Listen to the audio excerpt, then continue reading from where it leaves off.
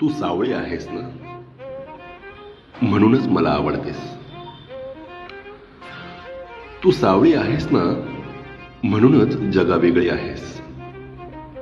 अगं वेडे, 6 महिने तापलेल्या मातीला थंड करणारे आभाळही सावळेच असते. गोरगरिबांना, शेतकऱ्यांना आपल्या पंखाखाली घेणारा विठ्ठल सुद्धा सावळाच तर आहे. जगाला समता, बंधुता, परोपकार शिकवणारा तुझा बुद्धही तर सावळाच आहे. आणि कृष्णाच्या प्रेमात एकरूप झालेल्या राधेचा रंग तोही तर सावळाच आहे ना.